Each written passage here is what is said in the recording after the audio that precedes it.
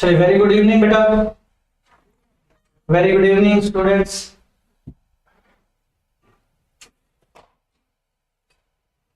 चलिए, सभी लोगों को आवाज प्रॉपर आ रही है? वीडियो प्रॉपर दिखाई दे रहा है क्या? वीडियो लैग तो नहीं कर रहा? सभी लोग टाइप करके बता दें बेटा, कमेंट करें जल्दी से, बताएं क्या मैं ऑडिबल हूं आपको और क्या मैं विजिबल हूं, दिखाई दे रहा हूं, पूरा प्रॉपर आवाज आ रही है ठीक से मेरी?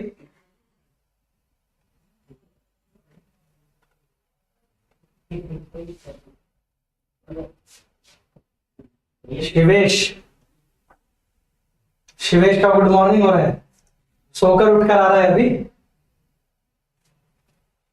चलिए चलिए, तो हम लोग स्टार्ट करते हैं। नमस्कार दोस्तों, मैं वीरेंद्र सिंह राजपूत एमजीसीआई के डिजिटल लर्निंग प्लेटफॉर्म में आप लोगों का बहुत बहुत स्वागत करता हूं। तो दोस्तों, आज हम लोग एमपी बोर्ड के फिजिक्स को पढ़ने वाले हैं। फिजिक्स भी साइंस ग्रुप का फिजिक्स स्टार्ट करने वाले हैं। ठीक है, सभी लोगों को वैसे तो सिलेबस पता ही होगा। हाँ बेटा, वो भी हम लोग तेलकार जादौन बेटा जल्दी ही वो भी स्टार्ट करेंगे हम लोग, है ना। आज हम लोग साइंस ग्रुप का जो फिजिक्स है वो स्टार्ट कर लेते हैं, वो भी जल्दी से जल्दी स्टार्ट होगा। और मैं पहले ही बता देता हूं, मेरा जो ये पूरा लेक्चर होगा, ये लेक्चर में हिंदी में और इंग्लिश में दोनों में डिलीवर करूंगा, है ना। हिंदी में भी बता दूंगा और सारी टर्मिनोलॉजीज को मैं इंग्लिश में भी बता दूंगा। तो दोनों बच्चे थोड़ा सा धैर्य रखें, हिंदी वाले भी और इंग्लिश वाले भी, है ना। सभी लोग थोड़ा धैर्य रखना, हर वर्ड को हिंदी और इंग्लिश में मैं बताता रहूंगा, ठीक है। हाय बेटा अंगद, सत्यम, खुशी, ओनली स्टडी, गुड इवनिंग बेटा, ठीक है।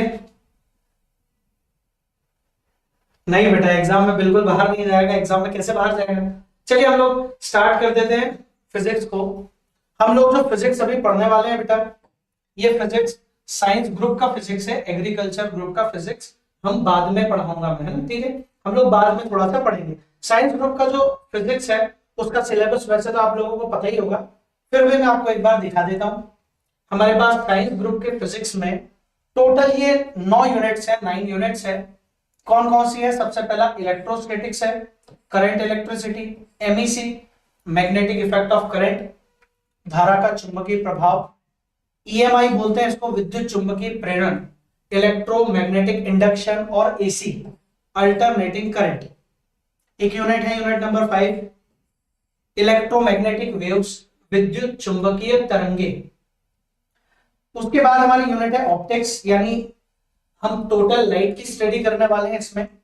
और फिर आएगा dual nature of matter and wave, matter का और वेव का दोनों का डुअल नेचर, है ना। जो मैटर है वो मैटर के साथ साथ वेव की भी कुछ प्रॉपर्टीज ऑब्टेन करके रखता है, और जो वेव है वो भी मैटर की कुछ प्रॉपर्टीज को अपने पास रखती है। मतलब हर चीज का नेचर में दोनों तरह का नेचर होता है, डुअल नेचर होता है। एटम एंड न्यूक्लियस, ये थोड़ा सा आपको केमिस्ट्री जैसा कुछ लगेगा। केमिस्ट्री में जैसे आप एटम पढ़ते हो, न्यूक्लियस पढ़ते हो, है ना, परमाणु, अणु, नाभिक।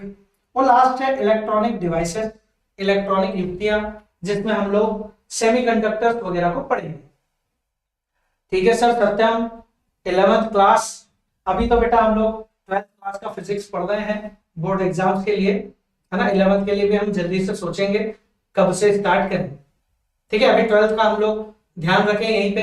अगर आप लोग भी टॉपिक से रिलेटेड डिस्कस करेंगे तो बहुत अच्छा रहेगा, अपना समय खराब नहीं होगा। हम जो समय लेकर चल रहे हैं इससे हम लोग कुछ सीख कर जाएंगे इस समय में। चलिए, वैसे ओवरऑल सिलेबस आपके सामने है, आप लोगों ने देखा भी होगा, लेकिन सबसे पहले हम लोग ये देखें कि हमें किस पोर्शन पे कितना फोकस करना है, ठीक है। जैसे सबसे पहली यूनिट को अगर हम देखें तो इससे एक ऑब्जेक्टिव आने वाला है बेटा, एक 2 मार्क का क्वेश्चन है, 3 मार्क का क्वेश्चन। पहली यूनिट को अगर हम ध्यान से देखें तो ये टोटल हमारे पास 6 मार्क की यूनिट है, और इस यूनिट में हमारे पास एक ऑब्जेक्टिव आएगा, एक 2 मार्क का क्वेश्चन और एक 3 मार्क का क्वेश्चन रहेगा, ठीक है। तो यहां से हमको सबसे इंपॉर्टेंट बात ये समझ में आती है कि बेटा हम लोगों को इस यूनिट को पढ़ते समय बहुत बड़े पोर्शंस को, बहुत बड़े बड़े डेरिवेशन को ज्यादा फोकस नहीं करना है, क्योंकि इससे 4 मार्क का और 5 मार्क का कोई क्वेश्चन नहीं है। हम जिस भी टॉपिक को पढ़ें उसको हम इतना पढ़ दें कि अगर ये टॉपिक एग्जाम में आएगा तो हम इसको 3 मार्क के हिसाब से लिख पाए। हर टॉपिक को हम ऐसे ही पढ़ेंगे, ठीक है। बहुत ज्यादा हम लोग फोकस नहीं करेंगे, है ना, बड़े बड़े टॉपिक्स पे, बड़े बड़े डेरिवेशंस पे। बड़ा बड़ा अगर डेरिवेशन भी रहेगा तो उसको हम शॉर्ट में लिखेंगे, क्योंकि वो डेरिवेशन 5 नंबर में नहीं आ सकता। हमको आएगा कितने में? वो 3 नंबर में मैक्स टू मैक्स आ सकता है। चैप्टर से 4 मार्क का, 5 मार्क का क्वेश्चन नहीं है, ठीक है। तो चलिए सभी लोग, संजय, सत्यम, गोपाल, ध्यान से देखें। हम लोग स्टार्ट कर रहे हैं। हमारी यूनिट का नाम है इलेक्ट्रोस्टैटिक्स या स्थिर विद्युत। देखो, सबसे पहले हम लोग ये देखें कि विद्युत होता क्या है ना, तभी हमें ये चैप्टर का मतलब समझ में आएगा, तो हम इस चैप्टर को पढ़ पाएंगे। विद्युत या इलेक्ट्रिसिटी, हम लोगों ने सबने देखा है, सब लोग जानते हैं कि ऊर्जा अलग अलग तरह की होती है। गतिज ऊर्जा, स्थितिज ऊर्जा, प्रकाश ऊर्जा। वैसे ही एक ऊर्जा होती है विद्युत ऊर्जा, ठीक है। हर ऊर्जा का कोई ना कोई कारण भी होता है, सभी लोग जानते हैं। संजय, सत्यम, गोपाल, किरण, बेटा बताएं, सब लोग अगर ऊर्जा के नामों को पहले से जानते हैं तो क्या बता सकते हैं गतिज ऊर्जा या काइनेटिक एनर्जी किस कारण होती है? हाँ, वेरी गुड इवनिंग बेटा सभी लोगों को। जो लोग अभी ज्वाइन कर रहे हैं, लेट ज्वाइन किया है जिन्होंने, वो लोग भी सुन लें। हम लोग इलेक्ट्रोस्टैटिक्स, स्थिर विद्युत चैप्टर को स्टडी करने वाले हैं। और पहले हम इस वर्ड विद्युत यानी इलेक्ट्रो, विद्युत को हम इलेक्ट्रिक या इलेक्ट्रिसिटी बोलते हैं। तो सबसे पहले इस चैप्टर के नाम का अर्थ समझ ले। विद्युत या इलेक्ट्रिसिटी एक तरह की ऊर्जा है, एक तरह की एनर्जी, ठीक है। तो आप सभी लोगों ने कई प्रकार की एनर्जीज के बारे में सुना होगा, kinetic energy, potential energy, light energy. वैसे ये इलेक्ट्रिक एनर्जी है। Electricity is a form of energy. आप सभी को पता है क्या काइनेटिक एनर्जी किसी बॉडी में काइनेटिक एनर्जी किस वजह से होती है? जल्दी से कमेंट में बताएं बेटा। सलोनी, किरण, सत्यम, गोपाल, संजय, फटाफट से बताएं। क्या आप जानते हैं गतिज ऊर्जा, किसी भी ऑब्जेक्ट के पास गतिज ऊर्जा कब होती है? जानते हैं क्या आप लोग? चलिए देखिए, बताएं जल्दी से, कमेंट करके बताएं। किसी भी वस्तु के पास गतिज ऊर्जा कब होगी बेटा? चलिए मैं बता देता हूं। किसी भी वस्तु के पास गतिज ऊर्जा तब होती है जब वो वस्तु गति कर रही होती है। अगर कोई वस्तु चल रही है तो उसके पास गतिज ऊर्जा 101% होगी। हाँ, वेरी गुड बेटा सत्यम, सत्यम ने बिल्कुल सही जवाब दिया, ठीक है। वैसे ही हम विद्युत ऊर्जा के बारे में जब बात करेंगे तो हम समझेंगे विद्युत ऊर्जा किसी वस्तु में किस कारण से होती है। तो विद्युत ऊर्जा का कारण होता है बेटा आवेश। आवेश यानी चार्ज। ये हम लोग पहले भी सभी लोग सुन ही चुके होंगे इस वर्ड को, आवेश को या चार्ज, ठीक है। तो सबसे पहले तो हमको चैप्टर के ये जो यूनिट का जो नाम है हमारा, ठीक है, यूनिट का जो हमारा नाम है बेटा, ये हम लोग इसका नाम का अर्थ समझ गए, इसका मतलब समझ गए कि सर विद्युत एक प्रकार की ऊर्जा है जो कि किसके कारण आती है? जो कि आवेश के कारण आती है, चार्ज के कारण आती है, ठीक है। तो चलिए हम पहले, सबसे पहले इलेक्ट्रोमैग्नेटिज्म, काफी बड़ा चैप्टर है हमारा। शुरू की 4 से 5 यूनिट, शुरू की 4 से 5 जो यूनिट है हमारे सिलेबस की, वो इलेक्ट्रोमैग्नेटिज्म ही है, ठीक है। मतलब इसमें हम लोगों को चार्ज के बारे में ही पढ़ना है। 5 यूनिट तक शुरू के चार्ज हमारा पीछा नहीं छोड़ने वाला। तो क्यों ना हम सबसे पहले इस चार्ज को बहुत अच्छे से समझ लें। तो देखिए, सबसे पहले चार्ज होता क्या है? तो सर चार्ज किसी भी पदार्थ की, किसी वस्तु की, किसी ऑब्जेक्ट की एक प्रॉपर्टी होती है, ठीक है। चार्ज क्या होता है बेटा? चार्ज एक प्रॉपर्टी है, किसी भी पदार्थ का एक गुण है जिसके कारण वो पदार्थ या वो वस्तु विद्युत क्षेत्र से या इलेक्ट्रिक फील्ड से प्रभावित होती है ना। इसको हम लोग चैप्टर में आगे बहुत ही डिटेल से समझ पाएंगे कि आवेश चार्ज क्या होता है। किसी भी बॉडी की ऐसी प्रॉपर्टी जिसके कारण इलेक्ट्रिक फील्ड उसके ऊपर फोर्स लगा पा रही है, वो चार्ज अपने ऊपर फोर्स फील कर पा रहा है, वो प्रॉपर्टी कहलाती है चार्ज। ठीक है, ये बहुत ज्यादा इंपॉर्टेंट नहीं है, लेकिन इसमें बहुत ज्यादा इंपॉर्टेंट पॉइंट है। वो क्या है? वो है कि हमें बेंजामिन फ्रैंकलिन, है ना, आप में से काफी लोगों ने इनका नाम सुना ही होगा कि सर बेंजामिन फ्रैंकलिन कौन है? किसी को पता है? किसी को याद है क्या? ओनली स्टडी, खुशी, किरण, सत्यम, किसी को पता है बेंजामिन फ्रैंकलिन ने चार्ज के बारे में क्या बताया? किसी को याद है क्या? सभी लोग बताने की कोशिश करें बेटा, जल्दी से ट्राई करें। सत्यम नहीं पता, खुशी को नहीं पता, सत्यम को पता है बेटा? सत्यम जानते हो? आवेश, हाँ बलराम। चलिए मैं बताता हूं चार्ज के बारे में। बेंजामिन फ्रैंकलिन ने हमें सबसे पहले बताया कि सर जो चार्ज होता है वो दो तरह का होता है। कौन कौन से दो तरह का होता है? सर एक अच्छा वाला चार्ज होता है, एक बुरा वाला चार्ज होता है। ये दोनों टाइप होते हैं क्या, अच्छा चार्ज और बुरा चार्ज, है ना? नहीं सर, दो चार्ज होते हैं। एक चार्ज होता है पॉजिटिव चार्ज और एक होता है नेगेटिव चार्ज, धनावेश और ऋणावेश।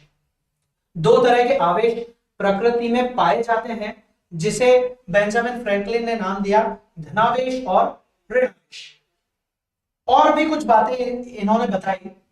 इन्होंने ये बताया कि अगर दो सजातीय आवेश को हम बोलते हैं लाइक चार्जेस। दो लाइक चार्जेस मतलब एक जैसे चार्जेस अगर आपस में एक दूसरे के पास आते हैं तो इनके बीच में रिपल्शन होता है, प्रतिकर्षण होता है। दो प्लस चार्ज एक दूसरे से दूर भागते हैं, है ना? और इसी तरह आप बता सकते हो अगर ये दो माइनस चार्ज हुए तो इनके बीच में अट्रैक्शन होगा या रिपल्शन होगा? हाँ बेटा, आरएस गेमिंग अगर टॉपिक से रिलेटेड क्वेश्चन है तो बिल्कुल आप पूछ सकते हो, है ना? और बता सकते हो माइनस और माइनस के बीच में कौन सा फोर्स लगेगा। क्या ये एक दूसरे को अपनी तरफ खींचेंगे या एक दूसरे को धकेलेंगे? अट्रैक्शन होगा या रिपल्शन होगा? प्रतिकर्षण होगा। सत्यम ने बोला बिल्कुल सही जवाब।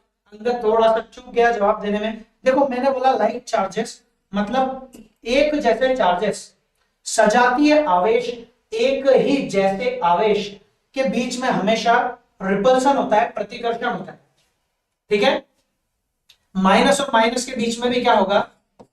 रिपल्शन होगा, यानी प्रतिकर्षण होगा, ये एक दूसरे से दूर भागेंगे, है ना? आप ऐसे ही समझ सकते हैं कि जैसे सर पॉजिटिव चार्ज जो है, पॉजिटिव चार्ज ये एक लड़का है सर, और नेगेटिव चार्ज जो है एक लड़की की तरह होता है सर।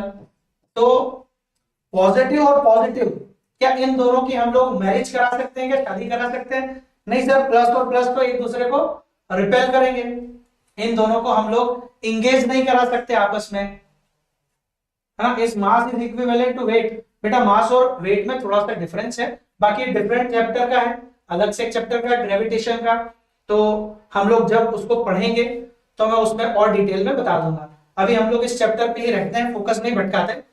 तो आप सभी लोग समझ गए होंगे, और आज के बाद आपको कभी कंफ्यूजन भी नहीं होगा इस चीज में कि अगर एक पॉजिटिव चार्ज और नेगेटिव चार्ज को सर मैं पास में ले आऊं तो इनके बीच में क्या होगा? अट्रैक्शन होगा या रिपल्शन होगा? सर प्लस और प्लस में, लड़के और लड़के में तो रिपल्शन होगा, इनकी तो शादी होने वाली है नहीं, है ना? लेकिन आजकल नए नए प्रावधान आ गए हैं सर, और नए नए प्रकार के लोग भी देखने को मिल रहे हैं, तो उनसे हम इसको लिंक नहीं करें। कुछ एक्सेप्शंस आर ऑलवेज देयर, हमेशा आपको एक्सेप्शंस मिल जाएंगे। ठीक है, चलो तो बेटा बहुत अच्छी बात है। सत्यम आपको पढ़ने में मजा आ रहा है तो, है ना? मुझे भी आप लोगों के साथ पढ़ाने में बहुत मजा आएगा। मिलके हम लोग फिजिक्स को पढ़ेंगे, बहुत सिंपल फिजिक्स है। थोड़ा सा जरूरी है कि हमारा कम्युनिकेशन होता है, हम लोग आपस में बात करते रहे, मुझे बताते रहे और हम टॉपिक से नहीं भटके। बात करते करते ऐसा नहीं हो कि हम कहीं और ही निकल जाए, हमारा सिलेबस रह जाए। चलिए तो देखिए प्लस प्लस में रिपल्शन होगा, इन दोनों की एंगेजमेंट नहीं हो सकती। माइनस माइनस लड़की और लड़की की भी एंगेजमेंट नहीं हो सकती, तो मतलब सर इनमें भी क्या होगा, रिपल्शन होगा। क्या प्लस और माइनस में क्या होगा बेटा, ये जो दोनों चार्जेस हैं ये अनलाइक चार्जेस हैं, इनको हम हिंदी में विजातीय आवेश बोलते हैं। अलग अलग प्रकार के आवेश, क्या बता सकते हो इनके बीच में अट्रैक्शन होगा या रिपल्शन होगा? खुशी, किरण, हैप्पी, बलराम, अंगद, बताए जल्दी, इनके बीच में अट्रैक्शन होगा या फिर रिपल्शन होगा? अट्रैक्शन होगा या रिपल्शन होगा? आकर्षण होगा। वेरी गुड प्रज्ञा, अंगद, अतुल, सभी का जवाब बिल्कुल सही है बेटा।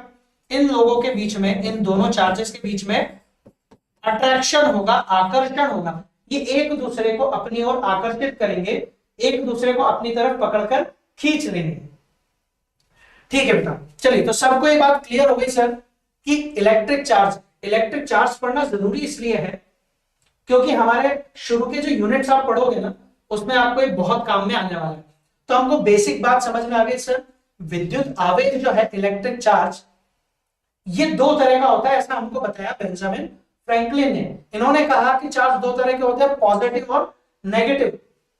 और जब भी एक जैसे चार्ज पास पास आते हैं तो वो एक दूसरे को प्रतिकर्षित करते हैं, यानी दूर दूर भगाते हैं। और अलग अलग प्रकार के आवेश अगर एक दूसरे के पास आते हैं तो एक दूसरे को अपनी ओर आकर्षित करते हैं, अट्रैक्ट करते हैं। ठीक है, चलिए आगे बढ़ते हैं हम लोग, आगे बढ़ते हैं, बात करते हैं सर इसकी यूनिट की कि सर चार्ज की यूनिट क्या होगी। तो चार्ज का एक फॉर्मूला बता देता हूं बेटा मैं, Q is equal to IT। Charge को हम Q से रिप्रेजेंट करते हैं और इसका फॉर्मूला है Q is equal to IT। ये हमको नेक्स्ट यूनिट में इसका फॉर्मूला और इसके कुछ क्वेश्चंस भी हम लोगों को करने पड़ेंगे। अभी बस एक फॉर्मूला, यहाँ पे Q चार्ज है बेटा, I करंट है और T है टाइम। किसी भी फॉर्मूले में सबसे ज्यादा इंपॉर्टेंट चीज ये होती है कि उस फॉर्मूले में आपको ये पता हो कि कौन क्या है। नहीं तो बच्चे क्या कई बार फॉर्मूला याद कर लेते हैं, मैंने बता दिया क्विट से इसको याद कर लो, QIT क्विट, आपने याद कर लिया फॉर्मूला, लेकिन जब आप क्वेश्चन लगाने गए तो आपको यही नहीं पता कि सर इसमें I क्या है और T क्या है। तो बेटा यहां पे जो Q है वो तो हमको पता है चार्ज है, Q तो हो गया सर चार्ज। T क्या है सर, तो T है बेटा टाइम। और ये I का क्या है सर, I है बेटा करंट। करंट तो आप सब लोग पहचानते होंगे, है ना, जानते ही होंगे। और नहीं जानते तो एक छोटा सा तार पकड़ के हम घर का देख लेते हैं, है ना, पता लग जाएगा आपको बहुत अच्छे से कि करंट क्या होता है। ये करंट हो गया सर। सर इसकी यूनिट क्या होगी, तो सर Q का अगर यूनिट निकालना है, Q का मात्रक हमको निकालना है, Q की इकाई निकालनी है, तो हमको कुछ नहीं करना, I का और T का इन दोनों का यूनिट रख देना है। मतलब हमको अगर ये पता करना है सर कि आवेश को किससे नापते हैं, है ना, आवेश को किससे नापते हैं हम लोग, तो हमें सिर्फ ये बताना है कि धारा को किससे नापते हैं और समय को किससे नापते हैं, और ये दोनों पता है हमको। इकाई का मतलब ही होता है कि हम इन लोगों को किस में नापते हैं।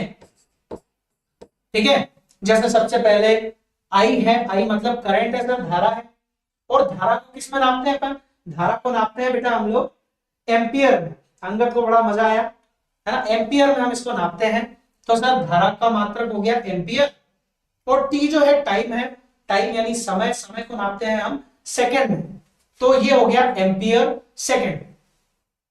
इसी को हम लोग शॉर्ट फॉर्म में कहते हैं कूलम। ठीक है, इसको हम लोग कूलम कहते हैं, इसको C से रिप्रेजेंट करते हैं।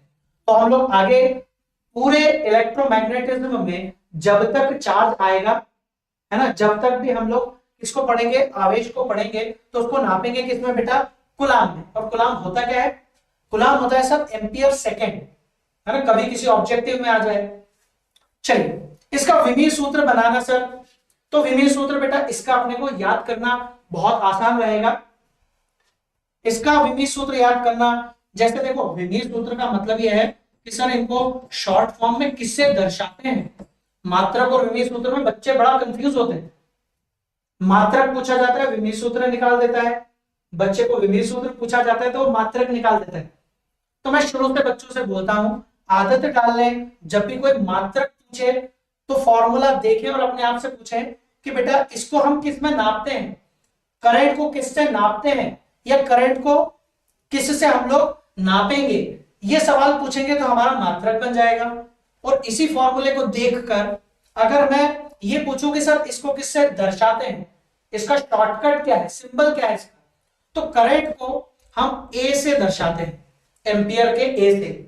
और टाइम जो है MLT फॉर्मूला जानते हैं ना हम लोग, उसी को हम विमीय सूत्र बोलते हैं। ठीक है, हाँ बेटा बहुत बढ़िया है ना। अभी देखो, और टी जो सर समय है, समय को किससे दर्शाते हैं, टी से। तो विमीय सूत्र हो गया सर AT, जो कि अपने को बिल्कुल ही याद रखना है, बिल्कुल नहीं भूलना है। ठीक है, विमीय सूत्र पूछे यानी आवेश को, चार्ज को हम किससे दर्शाते हैं, तो हमें याद रहेगा AT से सर दर्शाते हैं। और AS एम्पियर सेकेंड यानी कूलाम में हम इसे नापते हैं। आवेश को नापेंगे किसमें बेटा, कूलाम में। बेटा RS गेमिंग, मैंने अभी थोड़ी देर पहले भी तुम्हारे इस सवाल का जवाब दिया था। हाँ बेटा, मास और वेट दोनों में थोड़ा डिफरेंस है ना, लेकिन वो हम लोग तब बहुत अच्छे से समझ पाएंगे जब हम ग्रेविटेशन चैप्टर पढ़ रहे होंगे। RS गेमिंग बेटा बात समझ में आ रही है क्या? क्योंकि हम लोग अगर ग्रेविटेशन के कॉन्सेप्ट में यहाँ क्लियर करने लग जाऊंगा तो ये वाला टॉपिक हमारा भटक जाएगा, इस पे फोकस नहीं कर पाएंगे। चलिए, विमीय सूत्र और मात्रक हमको समझ में आ गया सर, है ना। आगे बढ़ते हैं हम लोग। विद्युत आवेश हमने समझ लिया बेसिक। अगली स्लाइड हम लोग देख रहे हैं, अगली स्लाइड में लिखा है सर क्वांटाइजेशन ऑफ चार्ज। देखो, चार्ज को क्योंकि हम लोगों को पढ़ना है बहुत आगे तक, तो चार्ज की कुछ प्रॉपर्टीज भी याद होनी चाहिए। और ये क्वेश्चन ऐसा क्वेश्चन है जो 2 मार्क में और 3 मार्क में पूछे जाने के चांसेस बहुत ज्यादा है। तो ये क्वेश्चन आप सबसे पहला क्वेश्चन अगर इस चैप्टर से कोई आप तैयार करोगे तो वो यही क्वेश्चन होगा, क्वांटाइजेशन ऑफ चार्ज या विद्युत आवेश का क्वांटीकरण। सबसे पहले सर हम लोग ये समझेंगे कि ये क्वांटीकरण जो बना है बेटा, एक क्वांटम शब्द से बना हुआ है। तो सबसे पहले तो हम लोगों को पता होना चाहिए सर ये क्वांटम का मतलब क्या होता है। क्वांटम शब्द का मतलब होता है छोटी से छोटी मात्रा जो उपलब्ध हो, जो नेचर में हमें मिल सके। जैसे एग्जांपल के लिए मेरे पास ये पेन है, मैं इसी का एग्जांपल ले लेता हूं।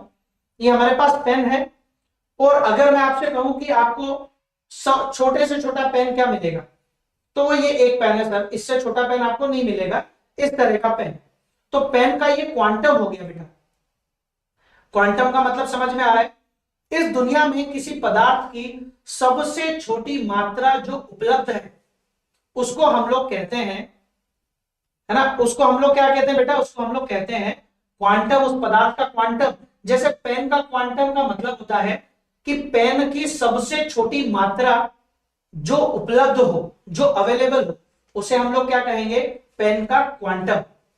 वैसे ही हम लोग अगर विद्युत आवेश का क्वांटम की बात कर रहे हैं कि सर चार्ज का क्वांटम क्या होता है, चार्ज का सबसे छोटा वैल्यू जो हम लोगों को मिल सके, जो अवेलेबल हो, उसे हम कहते हैं क्वांटम।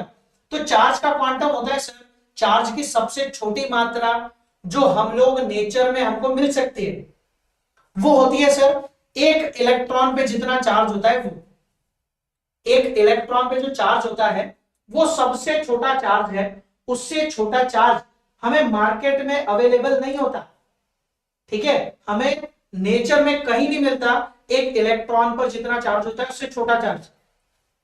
तो एक इलेक्ट्रॉन पे चार्ज कितना होता है सर, वो भी बता देता हूं बेटा।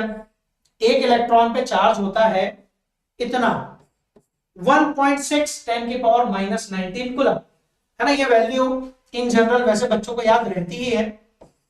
एक इलेक्ट्रॉन पे कितना चार्ज होता है सर, तो चार्ज को तो सर कूलम में नापते हैं हम लोग। कितना चार्ज होता है, तो मैं ये नंबर याद करने का बोल देता हूं बच्चों को कि आप ये नंबर याद कर लें, है ना, क्या 1.6। और मल्टीप्लाई में लिखेंगे सर 10 की पावर माइनस, और इस नंबर में जो 6 है इसको थोड़ा सा घुमा दें, थोड़ा सा रोटेट कर दें, तो ये 9 बन जाएगा बेटा। तो ये हो गया 1.6 10 की पावर माइनस 19 कुलाम। कुलाम क्यों आया बेटा? क्योंकि सर चार्ज को नापते ही किसमें है? कुलाम में। अभी भूल गए सर, आपने अभी बताया था और आप ही भूल गए बता के कि चार्ज को हम लोग किसमें नापते हैं? कुलाम में। जिस तरह से हम मास को किलोग्राम में नापते हैं, लेंथ को मीटर में नापते हैं, उसी तरह से चार्ज को हम लोग सर कुलाम में नापते हैं। ठीक है? किसी आवेशित वस्तु पर आवेशित न्यूनतम, हाँ बेटा बिल्कुल सेम है, बिल्कुल सही समझे हम, है ना। तो आगे देखें हम, हमको ये समझ में आ गया सर क्वांटम शब्द का मतलब क्या है। क्वांटम शब्द का मतलब सर किसी भी पदार्थ की सबसे, मतलब किसी भी पदार्थ का क्वांटम वो चीज जो सबसे छोटी मात्रा हो, किसी पदार्थ की सबसे छोटी मात्रा जिसे हम प्राप्त कर सकते हैं, जो अवेलेबल होती है, उसे हम कहते हैं क्या? क्वांटम। और हमको यह भी पता लग गया कि सर चार्ज का यानी आवेश का जो क्वांटम होता है, आवेश की सबसे छोटी मात्रा जिसे हम प्राप्त कर सकते हैं वो क्या होती है? वो होती है सर ई। ई मतलब एक इलेक्ट्रॉन पर आवेश के बराबर। एक इलेक्ट्रॉन पे कितना आवेश सर? 1.6 10 की घात माइनस 19 कूलम। चलो ठीक है सर, आगे मैं इसकी बात करूं तो देखो ध्यान से, आगे हम बात करें क्वांटीकरण का नियम क्या बोलता है। तो देखो यहां मैं दो वस्तु बना रहा हूं, दो ऑब्जेक्ट बना रहा हूं, ए और बी। ए और बी हमारे पास दो ऑब्जेक्ट है। ध्यान से सभी देखिए, विद्युत आवेश का क्वांटीकरण क्या कहता है समझते हैं हम लोग।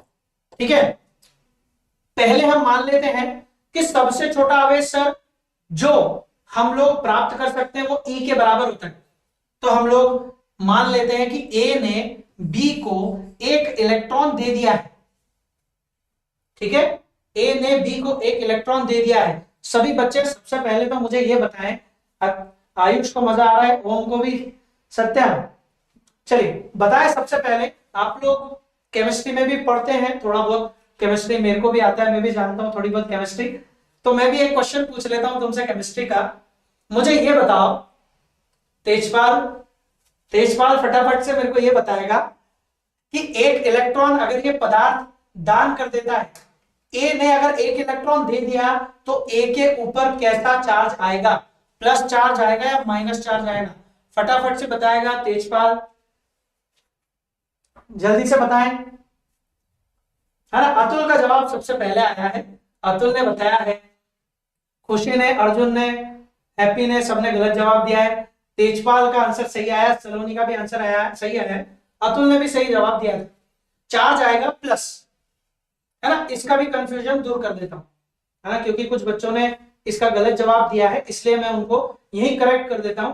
कभी भी कोई कंफ्यूजन हो ऐसे कि अगर किसी ने इलेक्ट्रॉन दे दिया उसमें प्लस आएगा या माइनस, तो अपन खुद सोचे सर ए ने इलेक्ट्रॉन दिया है, ए ने इलेक्ट्रॉन का दान कर दिया सर, ए ने इलेक्ट्रॉन दान कर दिया, और दान करना अच्छी बात होती है। तो जो अच्छा काम करता है उसके ऊपर क्या आता है? Plus charge. और सर बी ने क्या किया? सर इस बी ने बुरा काम किया, इसने ए से इलेक्ट्रॉन को पकड़कर छीन लिया। तो किसी से कोई वस्तु छीनना ये बुरी बात होती है, इसलिए बी के ऊपर जो आवेश आएगा, जो चार्ज आएगा, वो माइनस का आएगा। सबको ये बात क्लियर हो गई? प्लस और माइनस कभी भी कंफ्यूजन हो तो सर जो दे रहा है, इलेक्ट्रॉन देता है, जो भी इलेक्ट्रॉन देता है, कोई बात नहीं सत्यम, अगली बार ध्यान रखेंगे, अपन गलती नहीं करेंगे। जब कोई इलेक्ट्रॉन दे देता है तो वो अच्छा काम कर रहा होता है, इसलिए उसके ऊपर प्लस चार्ज आता है। और जब भी कोई इलेक्ट्रॉन किसी से छीन लिया जाता है, बी ने इलेक्ट्रॉन को छीन लिया है, ले लिया है, बुरा काम है, इसलिए इसके ऊपर माइनस चार्ज आ गया। सर प्लस तो आया, लेकिन कितना प्लस आया? ए के ऊपर प्लस आ गया, प्लस चार्ज आ गया, लेकिन कितना प्लस चार्ज आएगा? तो सर जितना चार्ज इसने दे दिया होगा उतना प्लस आएगा। इसने कितना चार्ज दिया सर? ई। एक इलेक्ट्रॉन पर जितना चार्ज होता है उतना इसने दे दिया है। तो ए ने एक इलेक्ट्रॉन दे दिया है, इसलिए इसके ऊपर चार्ज आ गया प्लस ई। बी ने एक इलेक्ट्रॉन ले लिया है, इसलिए इसके ऊपर चार्ज आ गया माइनस ई। अच्छा, ये बताएं कि अगर ए इलेक्ट्रॉन को एक की जगह 2 इलेक्ट्रॉन देता तो ए पे कितना चार्ज आता, फटाफट से बताएं बेटा। अगर ए बी को 2 इलेक्ट्रॉन देता एक की जगह तो उसके ऊपर कितना चार्ज आता? हाँ वेरी गुड बेटा, +2 आता। +2 क्या? +2e आता सर, +2e। और इस बी के ऊपर कितना चार्ज आता सर? -2e। अच्छा, जो 2 की जगह 3 इलेक्ट्रॉन दे रहा होता तो 2 की जगह सर 3 इलेक्ट्रॉन अगर दे रहा होता तो ए के ऊपर +3e और बी के ऊपर -3e। ऐसे ही सर n इलेक्ट्रॉन अगर ये दे रहा होता तो n नंबर ऑफ इलेक्ट्रॉन्स इसने ट्रांसफर किए होते तो सर इस बॉडी के ऊपर आ जाता +Ne और इस बी के ऊपर आ जाता सर -Ne। मतलब एक चीज क्वांटम शब्द से हमको समझ में आई कि इलेक्ट्रॉन जब भी अवेलेबल होगा, जैसे पेन जब भी अवेलेबल होगा तो आपको मार्केट में 1 पेन मिलेगा, 2 पेन मिलेगा, 3 पेन मिलेगा, 5 पेन मिलेगा, लेकिन 1.5 पेन या 2.5 यानी जिसको हम 2.5 बोलते हैं, 2.5 जैसा तो कुछ होता ही नहीं है ना। 2.5 पेन, 1.5 पेन ये हमको कभी भी नहीं मिलता, नहीं मिल सकता, क्योंकि मार्केट में अवेलेबल कितना है? 1 पेन। वैसे ही जब आवेश एक बॉडी से दूसरी बॉडी तक जाता है, चार्ज एक बॉडी से दूसरी बॉडी पे जाएगा, तो या तो हमको 1e मिलेगा या 2e मिलेगा या 3e मिलेगा, कभी भी 1.5e या 2.5e नहीं मिलेगा। सबको समझ में आया? सत्यम, कभी भी हमको चार्ज e मिल सकता है, 2e मिल सकता है, 3e मिल सकता है। क्यों? क्योंकि सर a से b की तरफ 1 इलेक्ट्रॉन जा सकता है, 2 जा सकता है, 1.5 इलेक्ट्रॉन थोड़ी जाएगा। तो इसका मतलब क्वांटीकरण का फॉर्मूला अगर मैं बनाऊं तो मेरे को समझ में आया सर, अगर किसी भी पदार्थ के ऊपर आवेश आ गया तो आवेश कितना आ सकता है? वो या तो सर आ सकता है +Ne या फिर आ सकता है -Ne। ये है बेटा विद्युत आवेश का क्वांटीकरण। बहुत सिंपल है, बहुत अच्छे से हम लोग समझ जाते हैं, है ना। हाँ बेटा, थोड़ा सा ये कुछ टॉपिक्स है जो पीएटी में भी है, ये पूरा चैप्टर है वैसे, पर पीएटी में हम इतना डेरिवेशन नहीं करते, है ना। ये वहां पे हम लोगों को ऑब्जेक्टिव लगाने होते हैं, हमारी अप्रोच थोड़ी अलग होती है उसकी तैयारी करने की। और एमपी बोर्ड एग्जाम्स के लिए हमें सब्जेक्टिव तैयारी करनी है ना। पीएटी में हम लोग ऑब्जेक्टिव तैयारी करते हैं। ठीक है, सबको समझ में आया? आदित्य वर्मा को समझ में आया?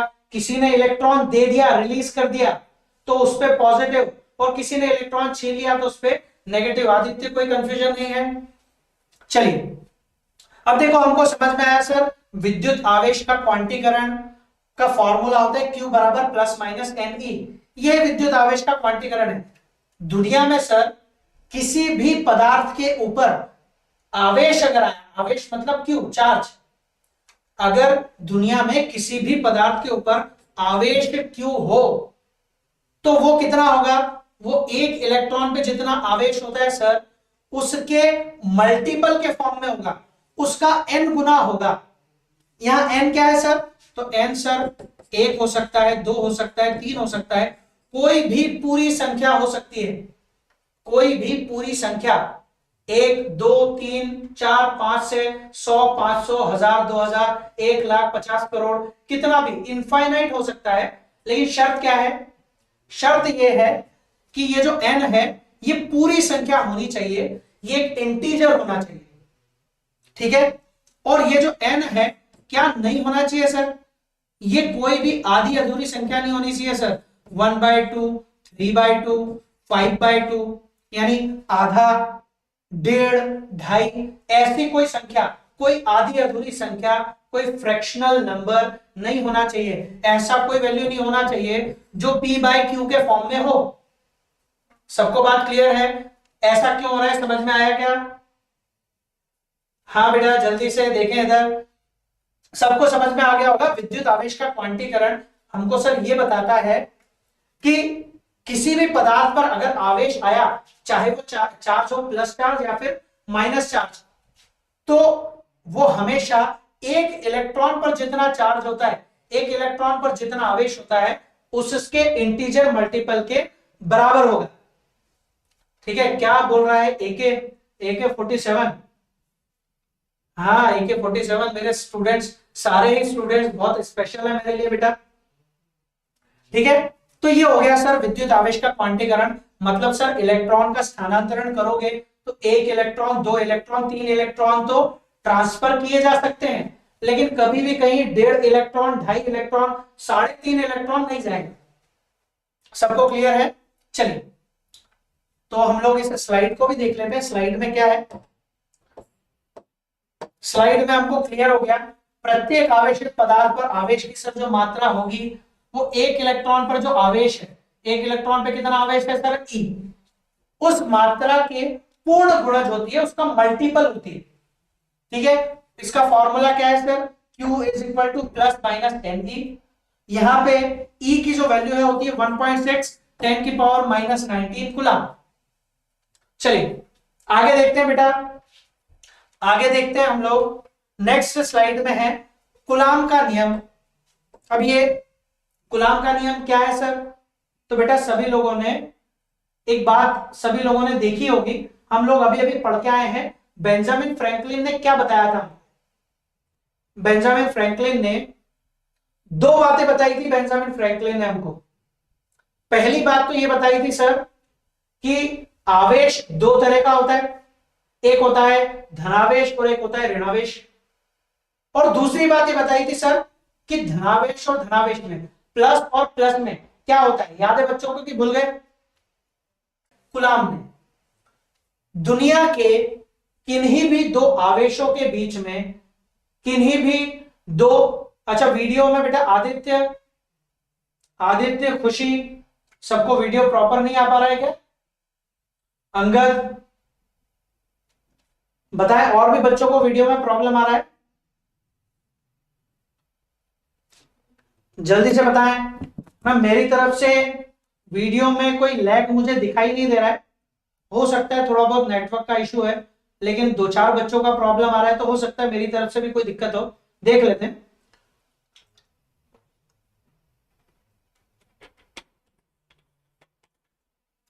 नहीं बेटा, विकास, अंगद, हैप्पी, सब लोगों को थोड़ा सा प्रॉब्लम आ रहा है नेटवर्क में, तो एक मिनट हम लोग देख लेते हैं, क्लियर हो जाएगा तो हम लोग आगे पढ़ना स्टार्ट करते हैं।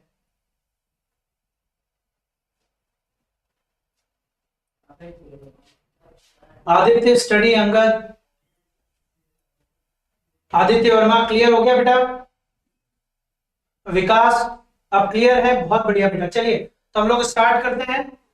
हम कूलम का नियम पढ़ रहे हैं। कूलम ने हमको बताया क्या?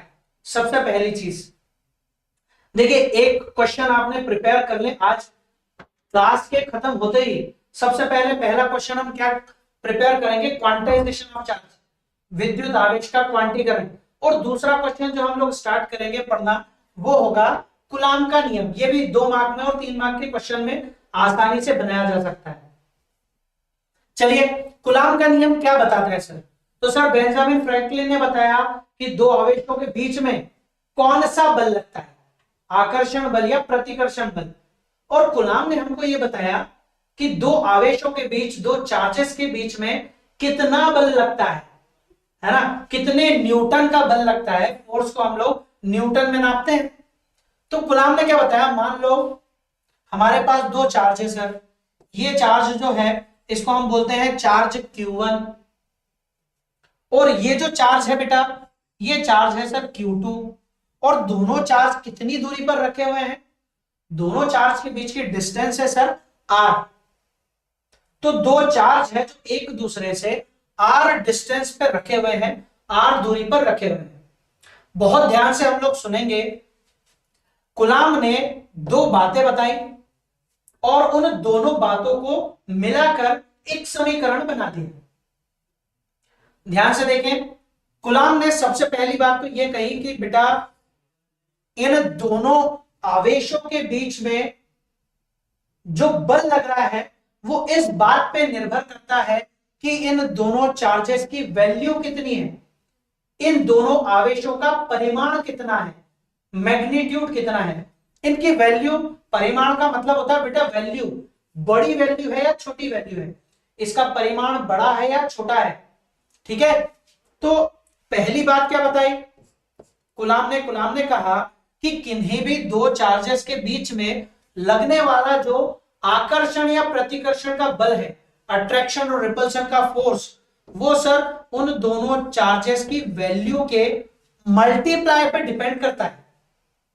अब ये तो बात सर समझ ही नहीं आई हमको, है ना। आदित्य खुशी को पहले से ही पता है, वेरी गुड। लेकिन जिन लोगों को नहीं पता वो ध्यान से सुने, है ना। कई बच्चों को पहले से पता है, बहुत खुशी की बात है ये, है ना, कि आप लोगों को काफी कुछ पता है। लेकिन जिनको नहीं पता, मैं उन लोगों के लिए एक बार फिर से बता देता हूं कि दो चार्ज जितने बड़े होंगे, जितने बड़ी वैल्यू के चार्ज होंगे, उनके बीच में फोर्स भी उतना ज्यादा लगेगा। एक एग्जांपल से मैं समझाता हूं। देखो मैं दो सेट बना रहा हूं, set number A, set number B.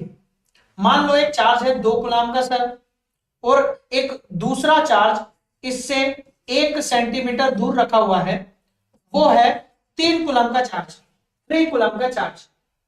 और ऐसे ही सेट नंबर बी बनाया मैंने, प्लस 3 कूलम का चार्ज, और 1 सेंटीमीटर की दूरी पे रखा हुआ है प्लस 4 कूलम का चार्ज।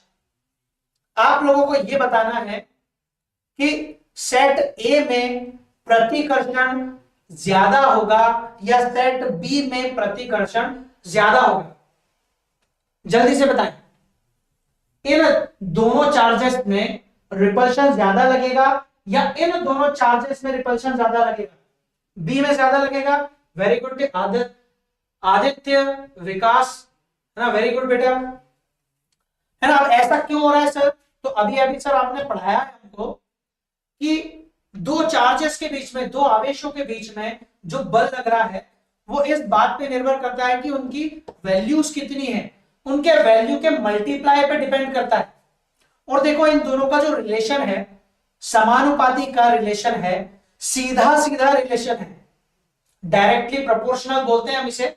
तो इनके बीच में जो रिलेशन है सीधा सीधा रिलेशन है। मतलब क्या सर? मतलब ये बेटा कि अगर Q1 Q2 का मल्टीप्लाई बढ़ता है तो F की वैल्यू भी बढ़ती है, और अगर Q1 Q2 की वैल्यू घटती है तो F की वैल्यू भी घटती है। इन दोनों का रिलेशन सीधा सीधा रिलेशन है, एक बढ़ेगा तो दूसरा बढ़ेगा, एक की वैल्यू कम होगी तो दूसरे की वैल्यू कम होगी। सबको ये बात समझ में आ गई क्या? चल, तो देखिए हमको यहां समझ में आया सर क्या कि यहां पे अगर मैं Q1 Q2 निकालूं, इस जगह पे सेट ए में Q1 Q2 निकालूंगा तो Q1 की वैल्यू 2 कूलम, Q2 की वैल्यू 3 कूलम, 2 इंटू 3 आ गया सर 6। और सेट बी में अगर मैं निकालूं Q1 Q2 की वैल्यू तो कितनी आएगी sir? Q1 3 coulomb, Q2 4 coulomb, 3 into 4 आ गया सर 12 कूलम। बात समझ में आ रही है? यहां से हमें बहुत क्लियरली समझ में आ रहा है सर कि सेट बी में Q1 Q2 की वैल्यू ज्यादा है। सेट बी में जो Q1 Q2 है वो ज्यादा वैल्यू है इसकी, और जहां Q1 Q2 की वैल्यू ज्यादा होती है वहां फोर्स भी ज्यादा लगता है। यही हमने पढ़ा, तो हमको ये बात समझ में आ गई सर क्लियरली, कोई डाउट नहीं है इसमें हमको कि अगर Q1 और Q2 चार्जेस का मल्टीप्लाई ज्यादा होगा तो उनके बीच में फोर्स भी ज्यादा लगेगा। हाँ, गुड इवनिंग राजेंद्र। चलो बेटा, दूसरा पॉइंट इन्होंने क्या बताया? पहली बात तो आई होप आप सबको बहुत अच्छे से क्लियर हो गई होगी, है ना, सबको बहुत अच्छे से क्लियर हो गई होगी कि गुलाम ने क्या कही। पहली बात गुलाम ने हमें यह बताई कि दो चार्जेस के बीच में कितना फोर्स लगता है, दो बातों पर डिपेंड करता है। पहली बात ये कि दोनों चार्जेस का मल्टीप्लाई कितना है। दो चार्जेस का मल्टीप्लाई जितना ज्यादा होगा उनके बीच में फोर्स भी उतना ज्यादा लगेगा। और दूसरी बात क्या है सर? दूसरी बात क्या है? तो सर दूसरी बात ये बताई गुलाम ने हमको कि दो चार्जेस के बीच में लगने वाला फोर्स इस बात पे भी डिपेंड करता है कि चार्ज पास में रखें या दूर रखें, है ना। हम लोग बहुत अच्छे से समझ भी सकते हैं इसे, है ना, आराम से। हाँ बेटा, आवेशों के गुणनफल पर निर्भर करता है। पॉइंट नंबर दूसरा क्या है? दोनों चार्ज अगर पास में रखे होंगे तो एक दूसरे पर ज्यादा फोर्स लगा पाएंगे, है ना। कोई आपके पास हो तो आप उसके ऊपर ज्यादा फोर्स लगा सकते हो, किसी काम को करने के लिए कि तेरे को ये काम करना पड़ेगा। लेकिन अगर कोई आपसे 100 किलोमीटर दूर है, आप उसको फोन पे आप उसके ऊपर फोर्स लगा रहे हो, तो कितना फोर्स लगा पाओगे, ज्यादा या कम? तो बहुत कम।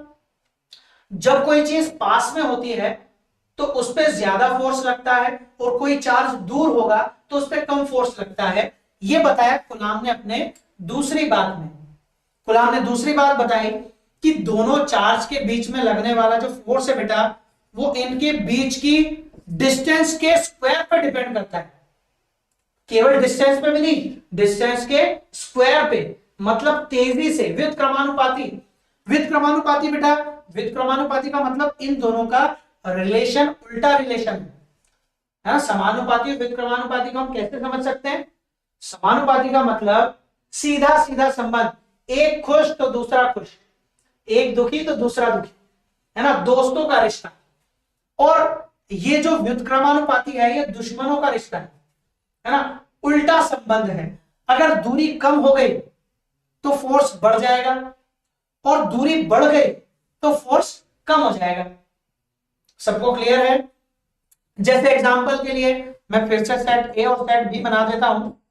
सेट ए में +2 कूलम का चार्ज रखा है और +3 कूलम का चार्ज रखा है, दोनों के बीच की डिस्टेंस है 1 सेंटीमीटर। और सेट बी में +2 कूलम का चार्ज रखा है, +3 कूलम का चार्ज रखा है, लेकिन इन दोनों के बीच की डिस्टेंस है 2 सेंटीमीटर। कितनी है? 2 सेंटीमीटर। चलिए, तो बता सकते हो सेट ए में फोर्स ज्यादा लगेगा, इन दोनों के बीच में फोर्स ज्यादा लगेगा या इन दोनों के बीच में? जल्दी बताएं फटाफट से। बी में फोर्स सर ज्यादा लगेगा, है ना, बहुत बढ़िया। आदित्य, आदित्य, प्रज्ञा, हैप्पी, तीनों ने बिल्कुल बिल्कुल गलत जवाब दिया है, और सभी लोग बिल्कुल गलत जवाब को सपोर्ट करे जा रहे हैं। देखो ध्यान से, फोर्स ज्यादा कहां लगेगा? कूलाम ने बताया। हाँ, अब जवाब सबके सही आ रहे हैं। अतुल, देवराज, अभी सबके आंसर बदल गए। प्रज्ञा ने थोड़ी देर पहले बी दिया था, अब उसका जवाब बदल दिया है ना। सत्यम का भी आंसर बदल गया है। चलो, अब सबके आंसर बिल्कुल सही आ रहे हैं। चलिए, तो मैं याद दिला देता हूं कैसे पता है सर। हमने यहां देखा था सर कि फोर्स में और डिस्टेंस में उल्टा रिलेशन है। दूरी कम हुई तो फोर्स ज्यादा। देखो यहां दूरी कितनी है सर? दूरी 1 है। यहां दूरी कितनी है सर? दूरी 2 है। तो जहां दूरी ज्यादा वहां फोर्स कम, और जहां दूरी ज्यादा, देखो यहां दूरी ज्यादा है तो फोर्स यहां पे कम हो जाएगा, और यहां पे दूरी कम थी तो यहां पे फोर्स कैसा हो जाएगा? ज्यादा। पहले वाले में जो फोर्स हमारा लगा है वो ज्यादा लगेगा। ऐसा क्यों लगेगा? क्योंकि वहां दूरी कम है। सबको समझ में आ गई क्या बात ये? चलो, तो सर कूलाम भैया ने हमको 2 बातें बता दी, है ना। कूलाम भैया ने नहीं, तुमको तो ये बातें मैंने बताई है ना। कूलाम ने ये नियम क्यों दिया था? कोई जवाब दे सकता है क्या? जल्दी से बताएं, कूलाम ने ये नियम क्यों दिया था? हमें क्या पता लगता है इस नियम से? जल्दी से बताएं।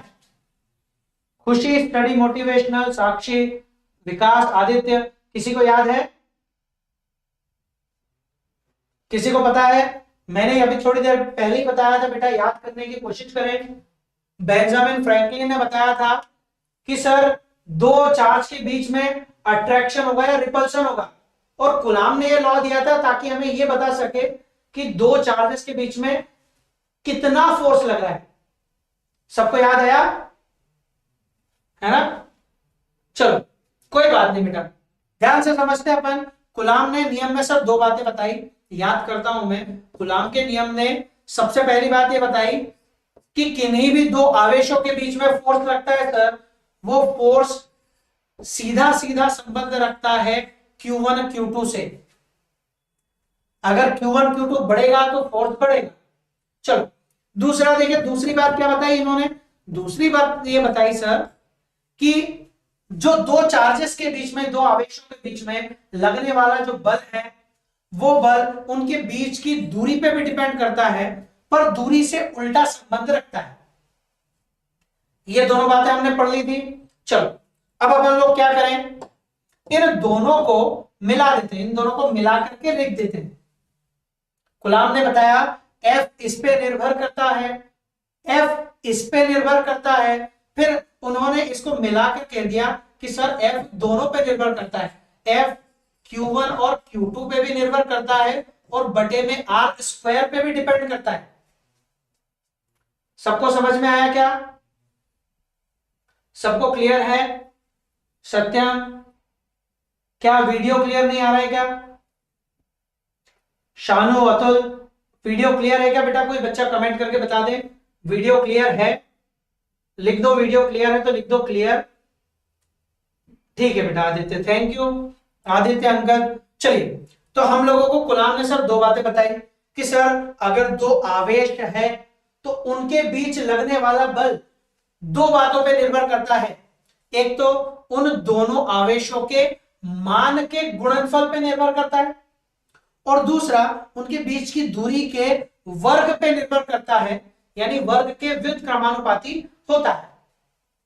इन दोनों को मिलाकर हम लोगों ने लिख दिया F समानुपाती Q1 Q2 बटे R स्क्वायर, है ना। फिजिक्स का एक नियम आप सभी लोग जानते ही होंगे, क्योंकि एग्जाम टाइम आ गया। यहां तक तो पहुंचते पहुंचते बच्चा जान ही जाता है कि अगर मैं इस निर्भरता के चिन्ह को हटाना चाहूं, समानुपाती हटाना चाहूं और उसकी जगह बराबर लगाना चाहूं, तो मुझे क्या करना पड़ेगा, है ना। फिजिक्स की एक प्रथा है कि जब जब हम लोग समानुपाती हटा के बराबर लगाएंगे तब हमें साथ में एक क्या लगाना पड़ेगा, खुशी का, स्टडी मोटिवेशनल का। दोनों का आंसर बिल्कुल सही, जल्दी जवाब आ गया। हमें एक नियतांक, एक कांस्टेंट, एक वैल्यू रखनी पड़ती है, ठीक है। और यहां गुलाम के नियम में उस कांस्टेंट को हमने रखा है के,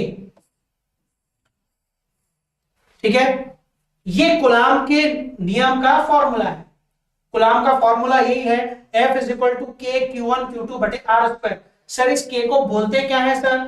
तो इस के को हम बोलते हैं गुलाम का नियतांक, कूलम्स कांस्टेंट, कूलम्स कांस्टेंट, गुलाम का नियतांक बोलते हैं। और याद रखना इस चैप्टर में दो के आते हैं।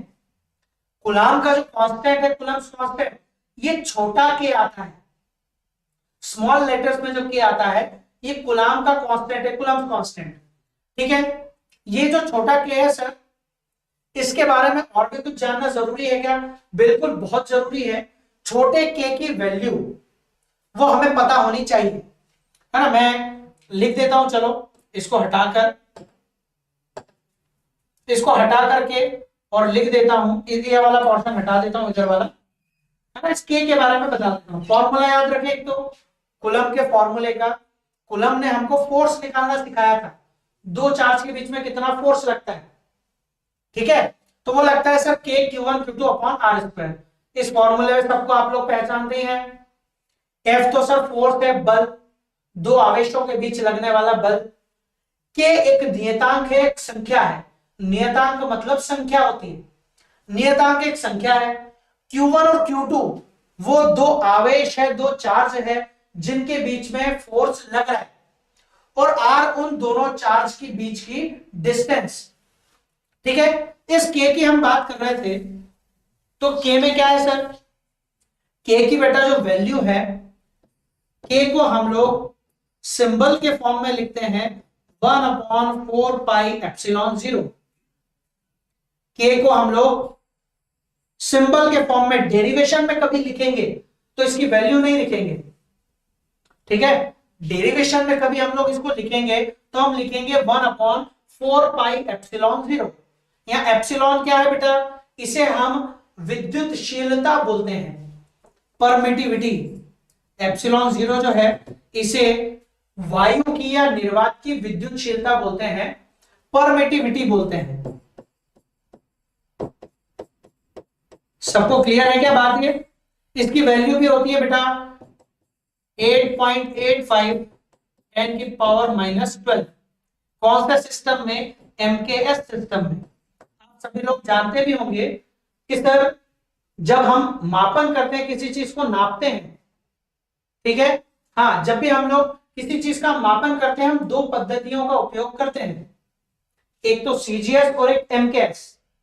एमकेएस पद्धति को ही हम एसआई पद्धति भी बोल सकते हैं, क्योंकि एमकेएस पद्धति का बड़ा फॉर्म, एक्सटेंडेड फॉर्म ही एसआई पद्धति है। तो सर ये के की हम लोग बात कर रहे थे, के को हम लिख सकते हैं सिंपल के फॉर्म में 1/4πε0। लेकिन अगर हमें इसे न्यूमेरिकल में, सवालों में इसकी वैल्यू रखनी पड़े, तो हम इस के की वैल्यू रख सकते हैं 9 × 10⁹। लेकिन ये वैल्यू हम तब रखते हैं जब सवाल हमारा एमकेएस पद्धति में, एमकेएस सिस्टम में दिया, मतलब मीटर किलोग्राम सेकेंड, लंबाई को मीटर में नापा गया हो, द्रव्यमान को यानी मास को किलोग्राम में नापा गया हो, तब हम के की वैल्यू ये रखते हैं। और अगर सर कभी सीजीएस सिस्टम हुआ तो सीजीएस मतलब सेंटीमीटर ग्राम सेकेंड, लंबाई को हमने मीटर की जगह सेंटीमीटर में नापा, ठीक है, मास को हमने किलोग्राम की जगह ग्राम में नापा, तो हम इसकी वैल्यू 9 × 10⁹ नहीं लिखते हैं, हम लिख देते हैं 1। ठीक है, दोनों वैल्यू हमें याद रहे। एप्सिलॉन नॉट की वैल्यू, परमिटिविटी की वैल्यू हमको याद रहे 8.85 10⁻⁻12। ये भी एमकेएस सिस्टम में है, यूनिट आप लोग निकालना जानते हैं। ठीक है, के की वैल्यू जैसे ही मुझे पता लग गई तो सर कूलाम का लॉ मेरे लिए थोड़ा बदल गया। इसको हटा रहा हूं बेटा मैं। कूलाम का लॉ क्यों बदल गया? देखो कूलाम का लॉ कैसा हो गया, तो कूलाम का लॉ ऐसा हो गया सर, कूलाम का फॉर्मूला आपने बताया था F = K Q1 Q2/R²। लेकिन अब तो आपने के की वैल्यू बता दी, तो के की वैल्यू लिख देता हूं मैं लिख देता हूं सर F बराबर के की जगह क्या लिख दो, के की जगह लिख दो 1/4πε0 और बाकी सब as it is Q1 Q2/R²। ये हो गया सर कूलाम का फॉर्मूला। ठीक है बेटा, तो ये आज का वीडियो लेक्चर हम लोग यहीं पे कंप्लीट कर लेते हैं। आई होप आपको बहुत अच्छे से लेक्चर समझ में आया होगा। ये लेक्चर बहुत ही इंट्रोडक्टरी लेक्चर था, है ना, केवल इस चैप्टर का हमने इसमें इंट्रोडक्शन लिया है। आगे हम इंपॉर्टेंट टॉपिक्स को कल से रेगुलरली आगे पढ़ते हैं। ठीक है, तो चलिए, आई होप आपको बहुत मजा आया, मुझे आप लोगों के साथ बहुत मजा आया, आपने बहुत अच्छे से कम्युनिकेशन बना के रखा, उसके लिए सभी लोगों को बहुत बहुत धन्यवाद भी। Thank you very much. ठीक है, चलिए मिलते हैं नेक्स्ट वीडियो लेक्चर में, तब तक के लिए जय हिंद, जय भारत।